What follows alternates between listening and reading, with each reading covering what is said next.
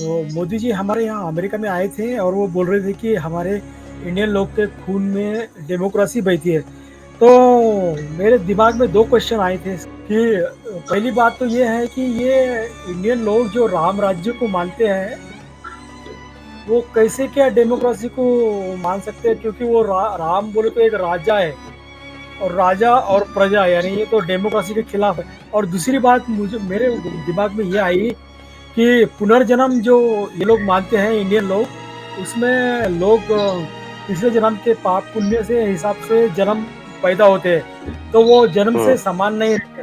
तो ये असमान असमान बर्थ को पैदा होते हैं, तो ये असमानता को मानते हैं। तो फिर ये डेमोक्रेसी में समानता रहती है, तो ये असमानता को मानने वाले डेमोक्रेसी को कैसा मान सकते हैं? तो पहला प्रश्न ये था कि वो राम राज्य को मानने वाले कैसे क्या डेमोक्रेसी में मान सकते हैं। और दूसरा प्रश्न मेरा ये था कि पुनर्जन्म को मानने वाले जो जन्म से समानता को नहीं मानते, क्योंकि पिछले जन्म के जो पाप पुण्य को लेकर जन्म होते हैं, वो जन्म से असमानता को मानने वाले डेमोक्रेसी को कैसा मान सकते हैं? मैं हिंदुस्तान को इस नज़र से देखता हूँ कि वो शैतान की गिरफ्त में है। आपने ये कहा कि डेमोक्रेसी में भगवान श्री राम की बात कैसे हो सकती है? ऐसा है, हम भारतीयों का, चाहे वो किसी भी धर्म का हो, हम ये मानते हैं कि भगवान श्री राम का जन्म जो है वो भारत के अंदर ही हुआ था। और भगवान श्री राम की जन्मभूमि में अगर भगवान श्री राम की आइडियोलॉजी फॉलो नहीं होगी तो किसकी होगी सर?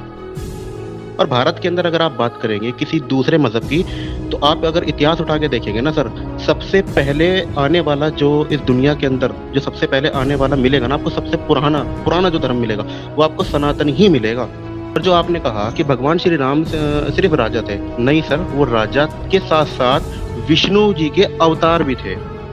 तो अगर राम विष्णु की कौन है? आइडियोलॉजी फॉलो नहीं होगी, राम के देश में अगर राम की आइडियोलॉजी फॉलो नहीं होगी तो किसकी होगी सर? एंजल मैडम, 2 मिनट जी जी में ये बोलिए जो सर। क्यों इतना तिल मिला रहा था, मैं वो लोगों को बता दूं ताकि पता चले। मैं इसकी टोटल बात समझ के, ये इसको मिर्चा क्यों लग रही थी, क्योंकि ये है मुसलमानों के अकॉर्डिंग कि जब मुसलमान पूरी तरीके से पावर में आएगा तो उनका सबसे बड़ा जो दुश्मन होगा वो रहेंगे सनातनी, और वो उनसे जंग करने के लिए मुसलमान अकेला जंग नहीं कर सकता, इनको सहारा लेना पड़ेगा ईसाइयों का, क्रिश्चियनों का। तो क्रिश्चियन भी उस टाइम अपने आप को दबा हुआ महसूस करेंगे, तो क्रिश्चियन इनके साथ, मतलब ये दो एक बाजू बन जाएगी, और तब ये सनातनियों को कत्ल करेंगे। इसलिए इसको मिर्चें लग अच्छा रही हैं, ये क्योंकि हाँ हम लोग मुसलमानों के खिलाफ बोल रहे हैं, तो इसको मिर्चें लग रही हैं।